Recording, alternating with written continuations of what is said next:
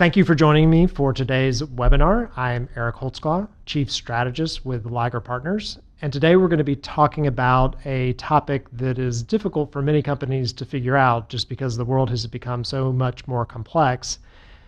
Today's topic is making sense of the modern-day marketing maze.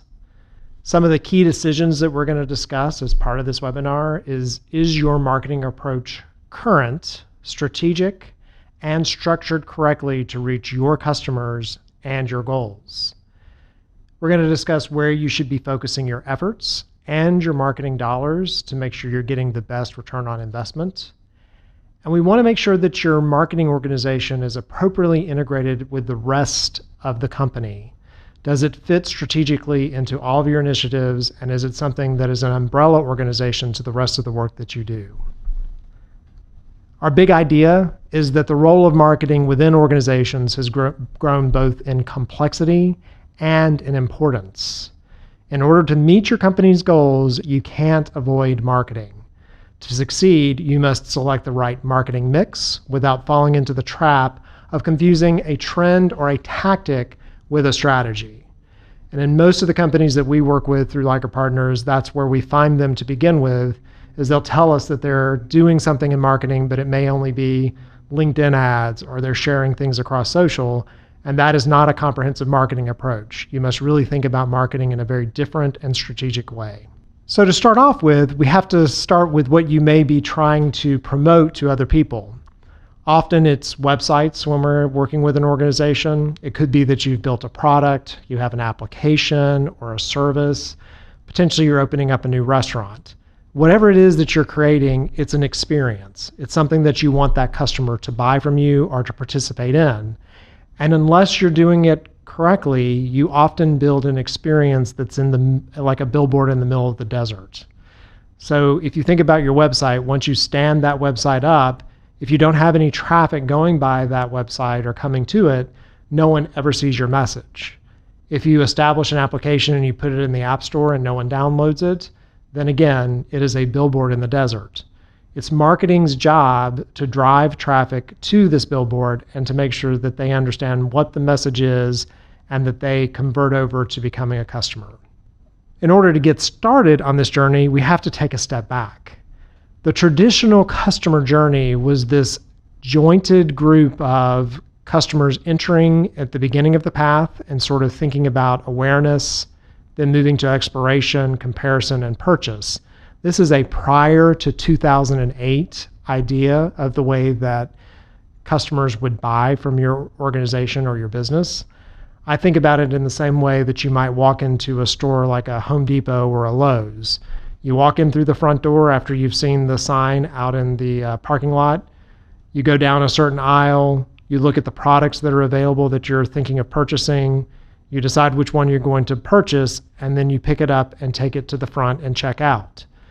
In that experience, that organization or that store has a lot of control over your experience of how you both come in, walk down the aisles, how everything is displayed and put in place. And even when we were first looking at websites, we still had a lot of control. You had to search for something through your favorite search engine. Back in the day, that might have been Yahoo, or maybe you were using something like AOL. And once you found the website that you wanted to explore, you then would go through that site in a very prescribed way. At that time, I owned a research company, and we focused a lot on getting people from the homepage all the way through the checkout process or to a conversion where they would pick up the phone and call us. And we wanted to make sure we kept that person from that homepage all the way down to the event that we wanted them to perform, very structured. But then the world changed. And in 2008, we got three very disruptive technologies. Many people blame the changes that happened in 2008 around the economic bust. But at the same time we were having the housing crisis, we also had a introduction of brand new technologies that impacted the customer journey. We got smartphones, ubiquitous internet, which is internet everywhere, and social media. Those of us that couldn't be on Facebook and some of these other platforms were invited to participate in those feeds, and Twitter was really becoming a thing that people were using in a very consistent and meaningful way. And what that did is it broke apart the customer journey. So awareness, exploration, comparison, and purchase all became their own islands as I thought about what I might want to explore or look at and decide to buy. And these prints that we have on the outside represent customers coming in and outside of that journey, going to social media, looking at other reviews that may be on websites around articles, those types of things, and then coming into this journey at the time that they may be ready to make a purchase or make some type of conversion. And so as a company, you lost a lot of control over the message and how the customer was understanding your experience, whatever that happened to be, the application you were trying to sell, the product that you were putting out, the services that you were trying to promote to your audience. And then we have what we call the post-COVID customer journey. And in the post-COVID customer journey, we lost some of the touch points that were outside of your online website or your application that person was downloading, because now people weren't going into the stores. And so we had to really rely on a lot of ways to connect with our customers in a more technical medium. So using both social media, other ways of broadcasting to them and getting in front of them. And these behaviors have now been in place long enough that they're fully ingrained into the way that customers want to interact with our brands and think about purchasing from us. And that can either be on the B2B or the B2C side. And so the modern day marketing organization has to know how to take advantage of all of these touch points that are available to that customer and really keep them in that buying cycle and touch them at the right times. Some key facts: it takes 15 to 20 exposures to a name, brand, or idea before awareness is established. This number used to be 7 to 10. So it used to take 7 to 10 times for me to get you to recognize my brand, to understand that I existed as a company. But now that number is up in the neighborhood of 15 to 20. I like to use the number 21. So it's kind of about 3 times the number of times that you have to see this brand and understand what it is. The average attention span of a human is 7 seconds. Comparing that to a goldfish, which is 8 seconds, we are very distracted. We have a lot of messages coming at us, and it's very hard to get within that ecosystem. When you think about those 21 touch points, they all can't happen at once. So it's not about repeating the same message over and over again, because then the human brain ignores it and sees it as noise. It's 21 unique ways of getting in front of your customer and reinforcing your company, who you are, what your product is, what you're trying to get them to experience. Greater than 70% of the decision is made before the customer picks up the phone, buys from your site, walks into your store, downloads your app, decides to use your service. And that stat is primarily a business-to-business stat. So in the business-to-business world, they do a lot more research before they decide to pick up the phone and talk to a salesperson or go to the next step of conversion. It also happens on the consumer side. The difference between B2C and B2B is that in a B2B, business-to-business purchase, the risk of making that decision is very high. If I make a decision to buy something that my boss thinks is a stupid product or I get in trouble for, then I may lose my job or I may look dumb in front of my coworkers. If I buy something as a consumer, let's say a car that my wife doesn't like, it's just one person that I'm in trouble with, and it's very easy for me to exchange it for something else. So the more of a risk it is in making the decision to make the purchase, the more the customer is going to spend time researching and understanding if it's going to be a good decision. And they're not going to spend time on your website or in your product literature to make that decision, because they know that you're going to tell them the best things. They want to look at other things within their ecosystem, social media and reviews, in order to make that decision. This is a big change in the world. Marketing now establishes the relationship and accelerates the transaction, while sales manages the transaction. And there has to be somewhere around 5 to 7 follow-ups on the sales side to actually convert. So if you take my 21 that I talked about in that first bullet and you add 5 to 7, we're talking about putting something in front of a customer almost 27 times before they're going to finally convert and become a buyer of your product, services, application, whatever it is that you're trying to promote and sell to them. The reason this is different is marketing used to be about the transaction. Marketing would put out a message, come into the store this weekend and get 50% off. When you showed up at the store, the salesperson would pick up the customer and start to talk to them and build relationship. Oh, you have 2 kids, I have 2 kids. Oh, your kids go to the same high school mine does. That's not how the modern customer works. The modern customer does a lot of research on their own. They're really not interested in establishing a quote unquote relationship with the salesperson. They want to buy. They do not want to be sold. So you have to let them buy your product, service, application, whatever it is that you're selling to them. You cannot sell them on it. And one of the bigger things in the marketing world, which is why you need to start your marketing engine and make sure it's running efficiently and effectively all the time, is that it takes about 6 to 9 months to start seeing a payoff from what you're spending in marketing. There's no such thing as emergency marketing. If you do spend to get marketing messages out there, as soon as you stop spending, you will see that your sales will drop off. So you need to have a consistent engine that's out there talking about what your product does, talking about what your service does, getting people to visit your website. And you need to have some patience because the payoff is going to be in a 6 to 9 month window. To give you a couple of examples of this from my own life, I'm a big Blue Apron user. And so Blue Apron is a ready-to-cook meal kit. And I probably thought about Blue Apron for maybe 2 years. So I had heard advertisements on podcasts from them. I had seen things across social media. I had read articles about people who had used Blue Apron against other meal kits.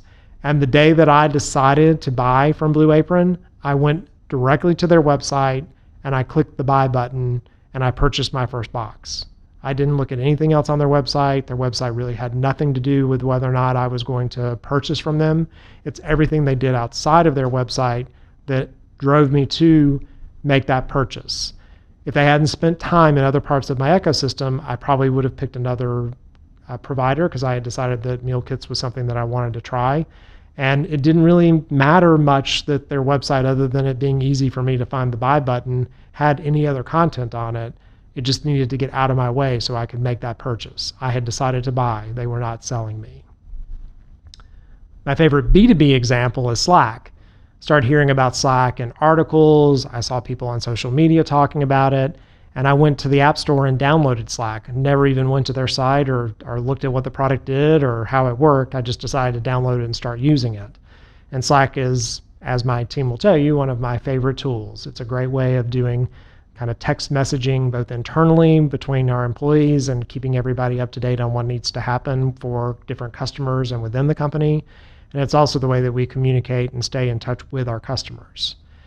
Again, Slack had done a good job of getting some placed articles, of having things on social media and in reviews. It really had very little to do with what they built into their website or into some of their own owned materials that convinced me to start using this application. So one of the first marketing myths that we deal with is that we need a comprehensive website and should spend a lot of money on search engine optimization. Often any company that's been working on a pre-2008 sort of paradigm believes that they need to spend a lot of money on SEO. Their website has to say everything about everything they do.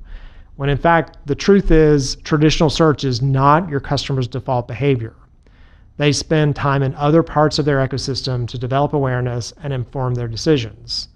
Your site is likely the last place the customer visits before buying from you.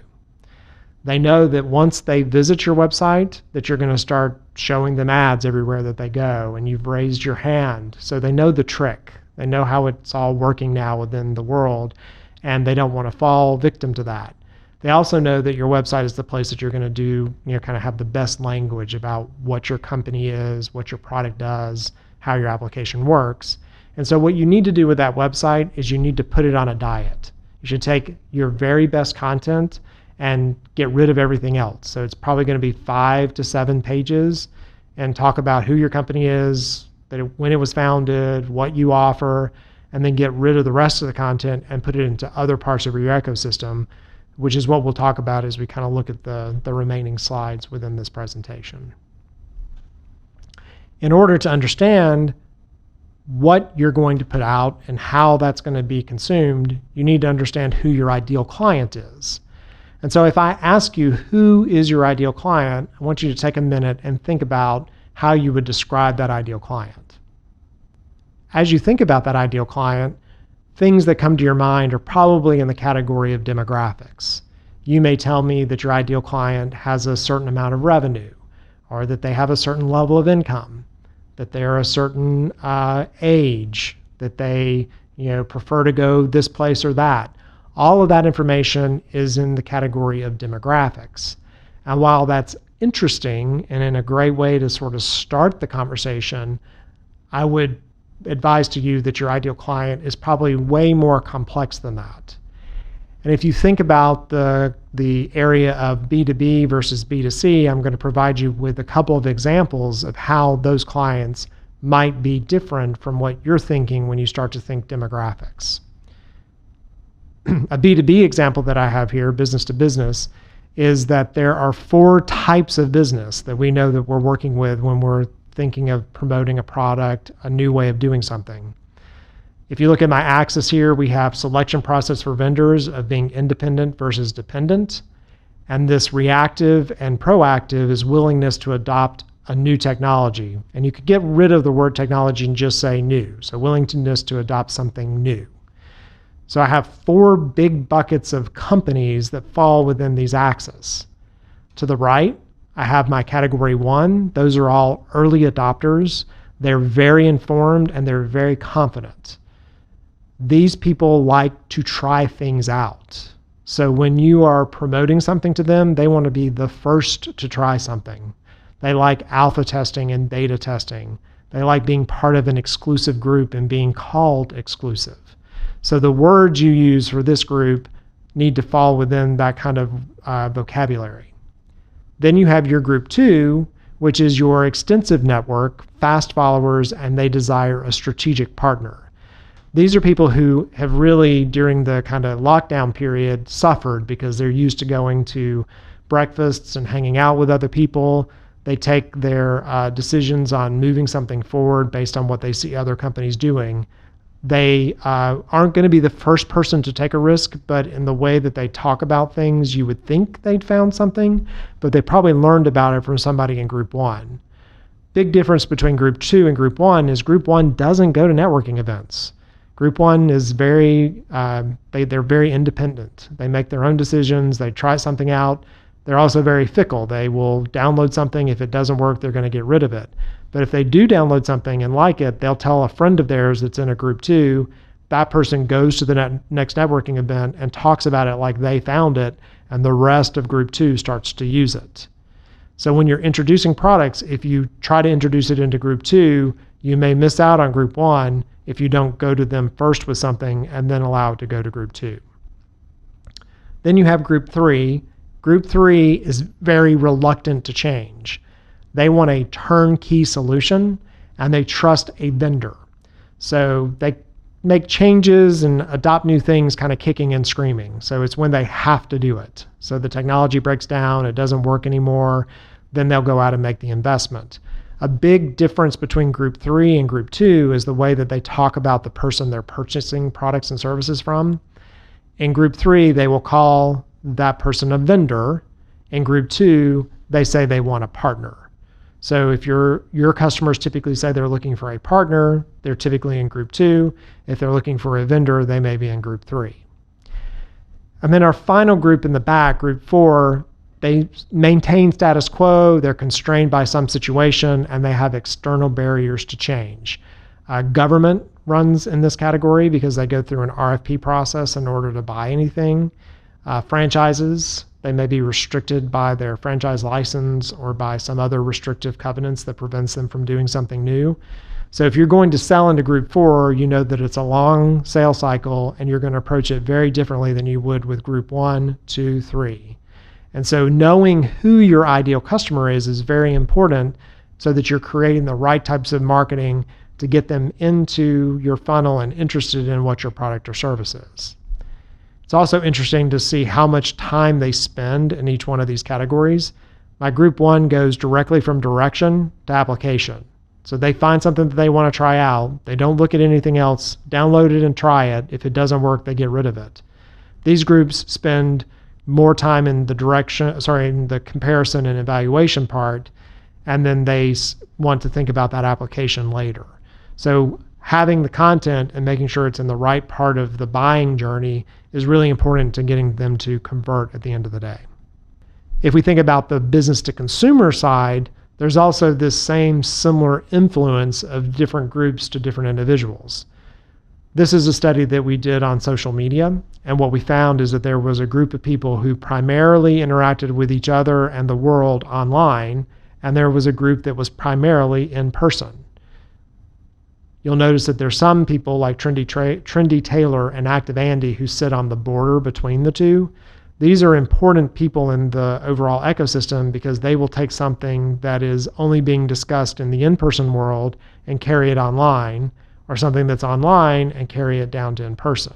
So you have to know where they fit and what they do in order to make sure you insert the message at the right place. And working with one client, this inquiring Isabel, she's like the group 1 on the B2B side, and she wants to experience something.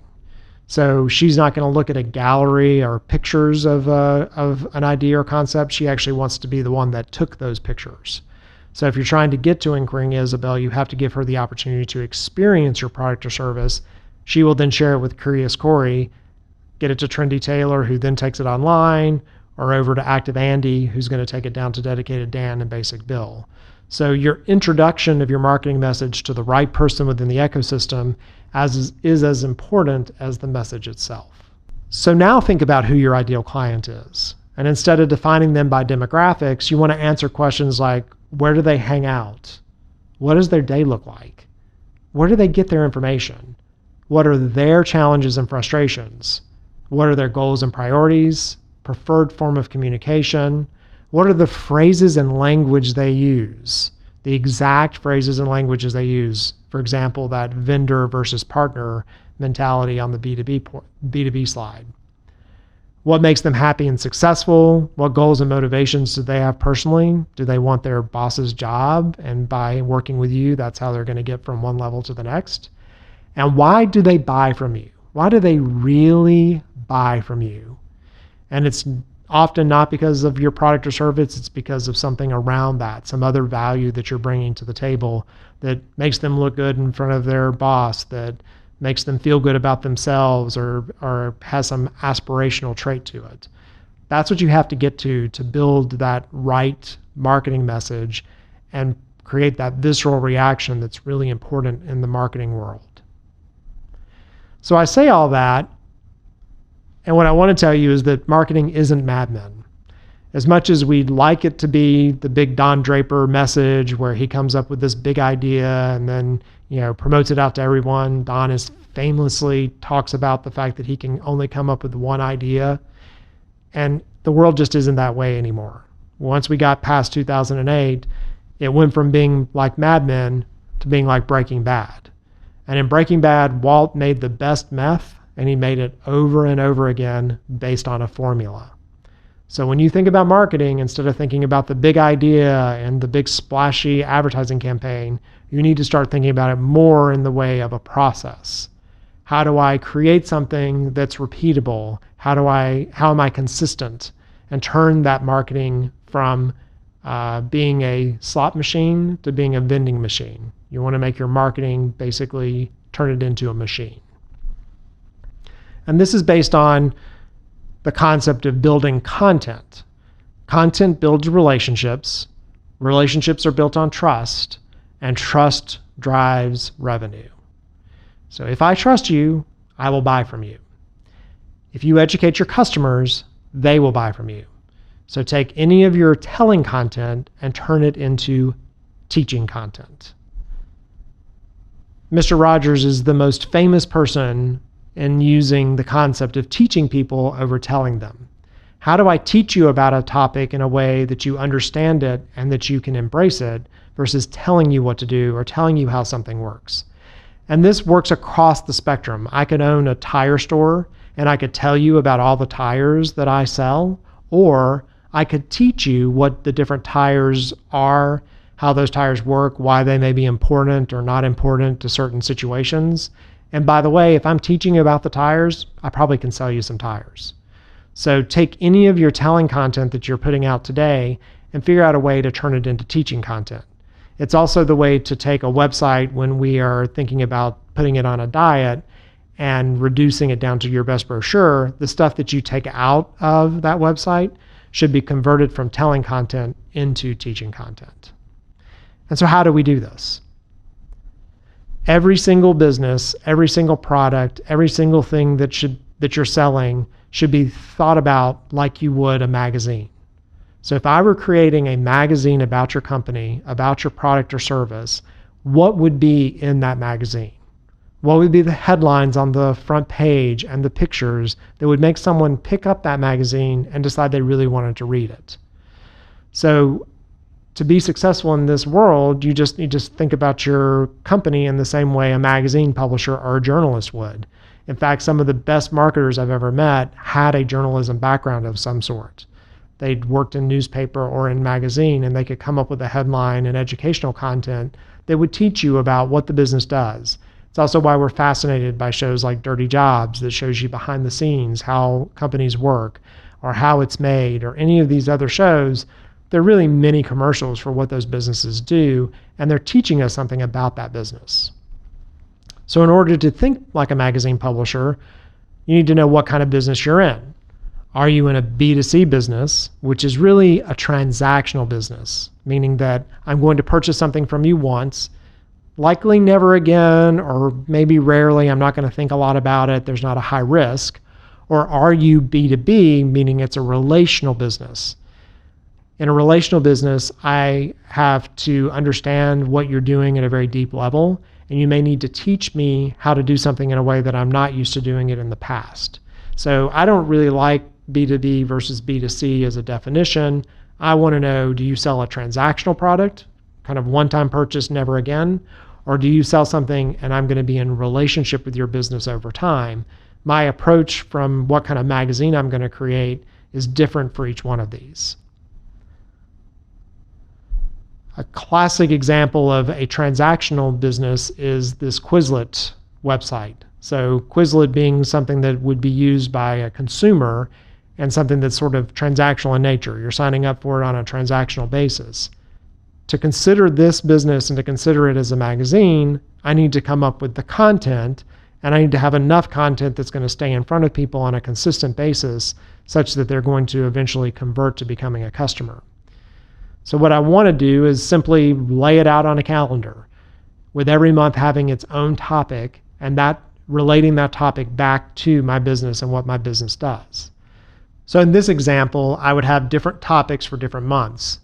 New Year's resolutions, for example, in January, Black History Month in February, or Women in STEM in March. Each one of these is its own topic, and then I have content underneath it that points back to my company. I teach you and educate you something underneath that large topic that's related to what my business does.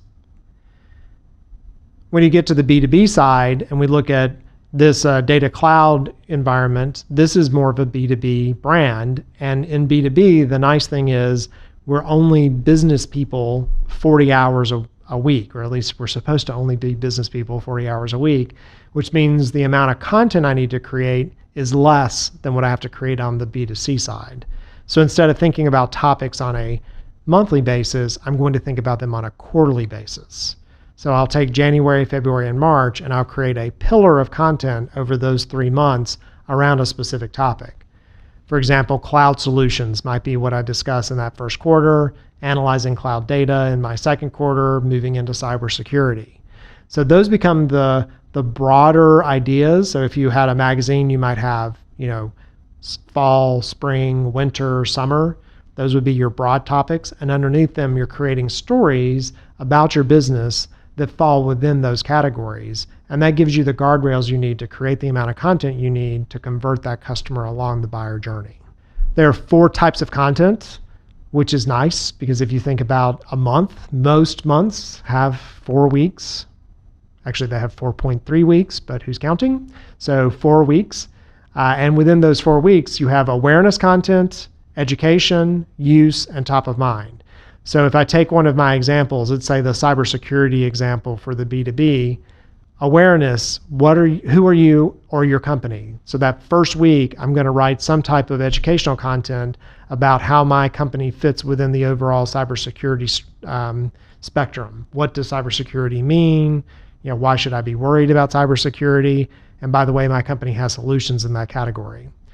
Education, what do you do and why do I care? This is when you can get into some specific products that may fit underneath that larger umbrella. So what are the types of things I might be considering buying if I'm trying to take care of cybersecurity? What are the pitfalls of putting a cybersecurity solution in place? Use is one that we see commonly missed, and this is for the person who may have already bought your product or service, telling them how to use it. I bought a big green egg years ago, and I've watched lots and lots of videos and read lots and lots of articles about getting the best use out of that big green egg. And that's also been the reason the big green egg has sold me a ton of accessories and convinced me to buy a big green egg for some of my family members. And then top of mind, sending things to me on a regular basis that reminds me you exist. Your best customer is the customer who may have already bought from you in the past. And if you're not staying in front of them, you don't have the opportunity to sell them something else or sell to them again. So these 4 categories make up the weeks within your monthly calendar underneath that overall topic. And so it's an easy way. We have a content calendar exercise that we have also under another webinar and can send to you through one of our downloads that explains how to make this content. And we can make over a year's worth of content with our customers in a 2-hour window. So we can come up with what those topics are going to be, get those laid out on an editorial calendar, and then everything's planned. And that's often the thing that companies struggle with the most, is that they know they need to create content, but they're not exactly sure how to approach it. So think about it as a magazine publisher and go ahead and lay out your issues for the coming year and determine what your stories are going to be within the pages of that magazine. So marketing myth number 2, we don't need to be on social media. And we hear this often from business to business customers. They're like, we don't need social media. It's really not going to help us out. Saying you don't need to be on social media is like saying you don't need to use a telephone. Social media is wide-reaching and it includes multiple platforms. The platform selection and consistency is key. So you need to pick the right platforms for your audience. And you need to pick multiple platforms because a social media platform can go away.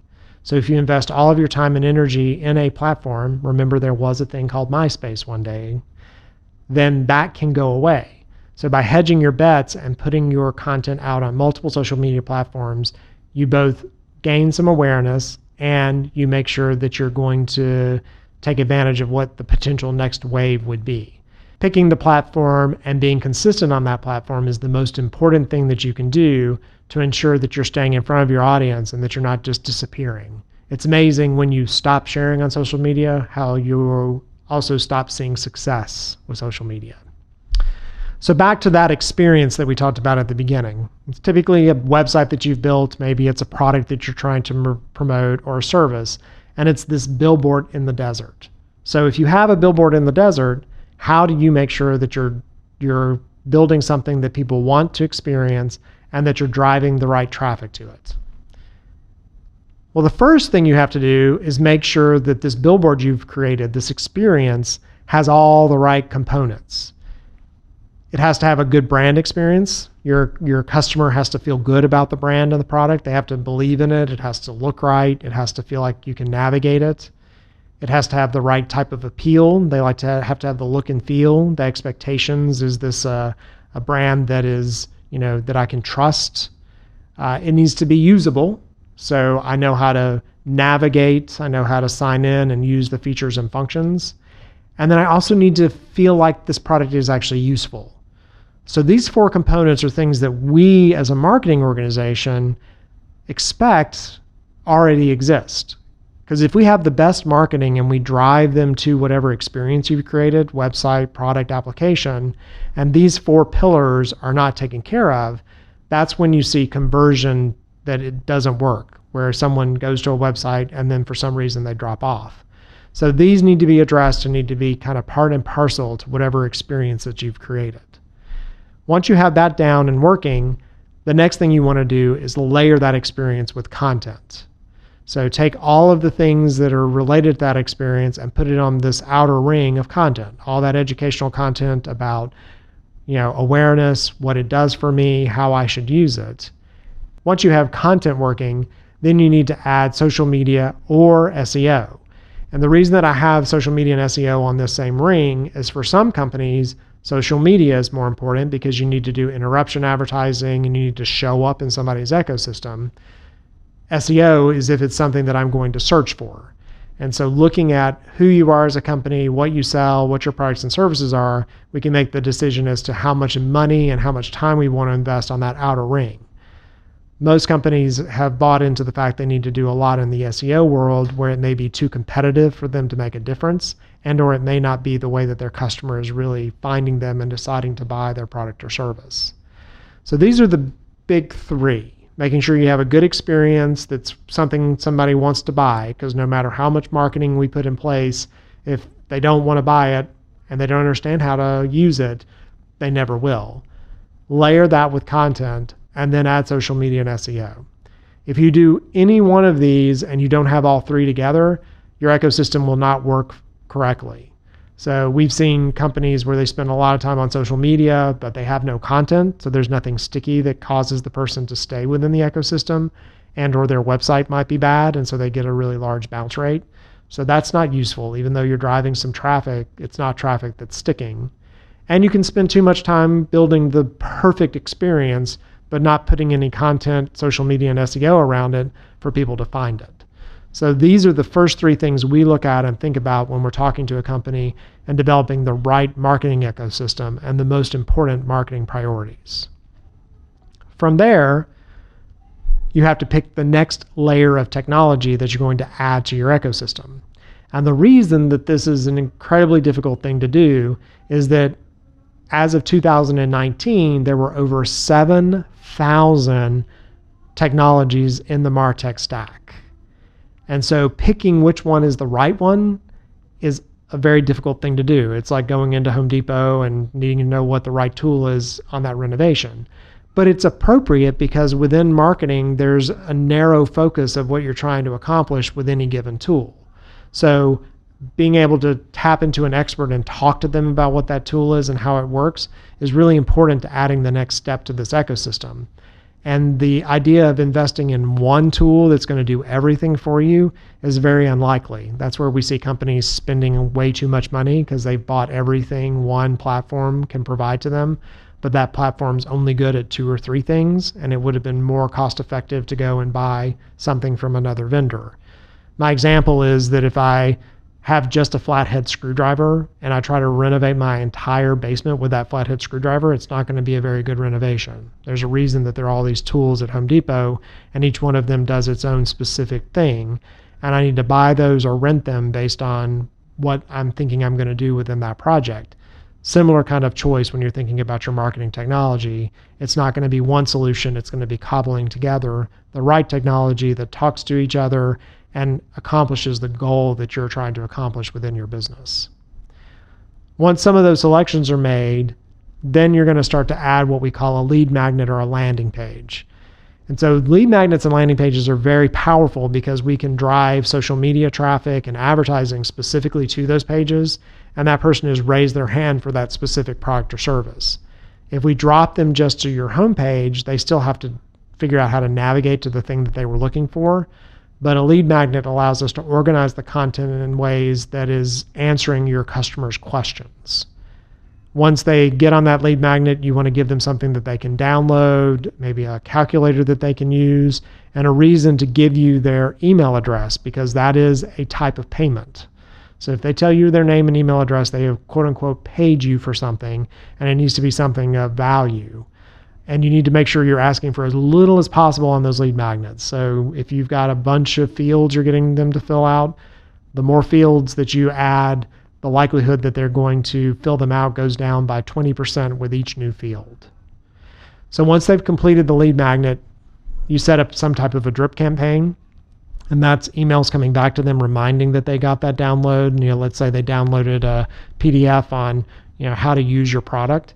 You can follow that up with some additional emails that continue to explain or break those things up into chapters, push them to other resources, and include potentially some phone calls or customer service outreach. These drip campaigns should be somewhere between 3 to 7 touches beyond the download that they came to from that lead magnet. From there, we want to think about doing some placed content. So finding either some companies that you work with in a cooperative fashion and placing content on their site, and then allowing them to share that content across their social media. That's a way for you to increase your reach. It's also a reason that we really love podcasting as an approach. So if I launch a podcast and I invite someone onto my podcast, they're going to take the content that's created on that podcast and share it across their own social media platforms, and I will capture some of that traffic over to my environment.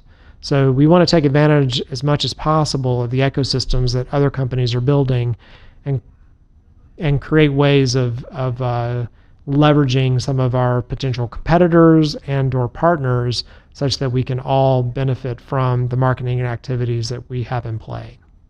Once you have all of those things in place, that's typically when we start to look at paid. So what are the lead magnets that are working, and how can we do some boosting or ad dollars behind those lead magnets to drive people that are not within your organic reach? So organic reach are the people that are following you, the people that have liked your stuff. We want to get outside of that, and you have to use paid tactics in order to do that. And then finally, we're going to add top of mind, which is typically some kind of an outbound, either a quote unquote newsletter, which isn't, hey, we went to a picnic this past weekend. It may be, another educational piece of content about your company and how your company works. And then what we call broad spectrum. And broad spectrum are those ads that seem to follow you around everywhere when you've gone and done a search for, let's say I was searching for a mixer over the Christmas season, and every time I opened up a browser, looked at my phone, I was getting advertising about mixers. So those are the kind of more sophisticated tactics that are added once we know the rest of the ecosystem is working. Because if you do those in advance, you end up spending money that gets spilled, money that doesn't really get used the way that you would hope. You should think about your marketing mix in the same way that you would your stock portfolio. You have to have some components that are your bond components, which is your website and your content. And then you have some things that are your high growth stocks, like the broad spectrum, top of mind, and some of the paid. Those fall in that category of you got to pay for them, but they can have amazing results if you have the rest of the ecosystem perfected and working in the way that it's supposed to. So our marketing myth number 3 is we don't need marketing.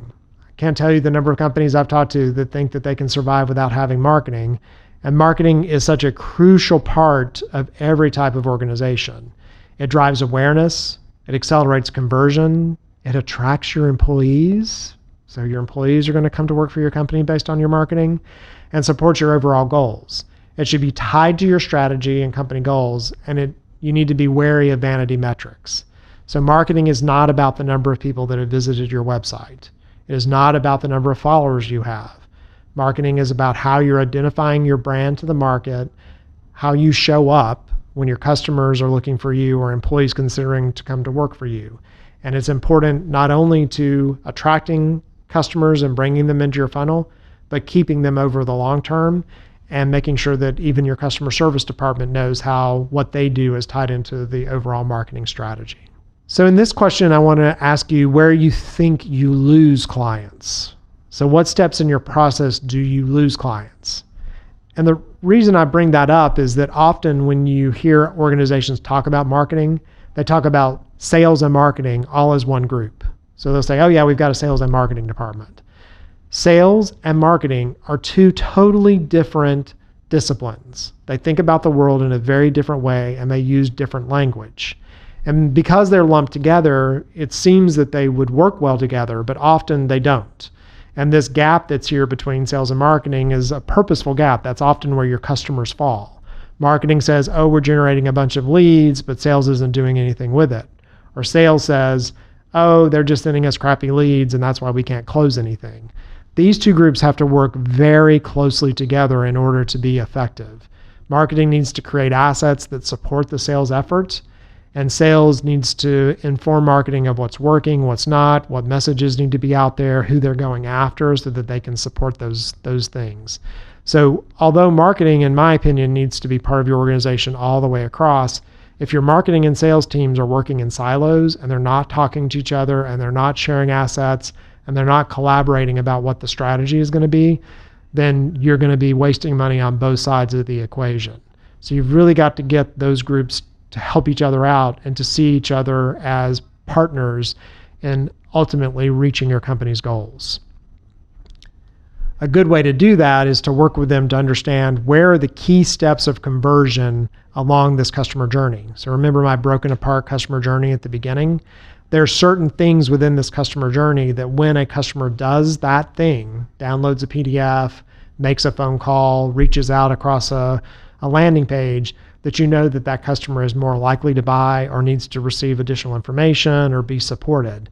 And so identifying these and also coming up with ways of automating some of your conversion such that the customer's not waiting on a salesperson to follow up. They automatically get a message from the salesperson when they download a PDF or take an action, is a way to accelerate this customer from their awareness to purchase. We want to take that line and narrow it as quickly as possible so that you can convert them as quickly as possible, because you run the risk of them either deciding they don't want the product, service, or application that you're providing and or going to a competitor.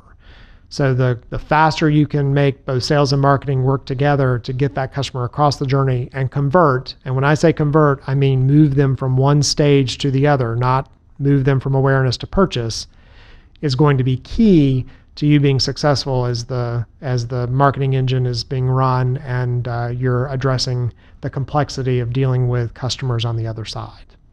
So an activity for you to think about is, at what steps in your process do you lose your clients? How can you take advantage of marketing approaches, marketing assets, and marketing technology? Those 7,000 marketing technologies I talked about earlier, a lot of them are around automating that customer process and moving them much more quickly through that funnel, so that you can drive awareness, accelerate sales, deliver on brand promises, grow your customer footprint, so go back and sell existing customers something that they may not have bought before, and ultimately achieve scale. You cannot achieve scale by continuing to hire salesperson after salesperson after salesperson, or marketing person after marketing person after marketing person. You really need to understand what's working efficiently and fine-tune that line from awareness down to conversion. So some things for you to think about from today's webinar: is your company confusing a tactic with an overall strategy? So if you're only doing a part of what I talked about in the marketing ecosystem, then you're only doing a tactic. You don't have a strategy, you don't have an overall ecosystem. If you're not thinking about your company in the same way that a magazine publisher would, then again, you're often confusing a tactic with a strategy. Do you have a plan for marketing? And is marketing run as operationally as your company finances? Marketing should work just like your accounting department. If your accounting department was doing fanciful or magical accounting, then there would be a problem. You shouldn't allow your marketing department to get away with that either. What are your checkpoints? When are you measuring things? What are you looking at on a regular basis to see what's working and what's not, so that you can then fine tune and do things that are working more and stop doing the things that are not working? Where is your time and effort best spent to maximize your marketing investment? Think about your marketing again as an overall portfolio. What are your bond components, the things that you do over and over again, but they may pay less dividend? And what are the things that are your high growth that you're going to see, explosive growth, but then may disappear more quickly because it's a fad or something that's really only going to convert over time? So I appreciate you listening in to the webinar today. You can find us on our website at ligerpartners.com. I appreciate your time and attention and listening in on this topic today.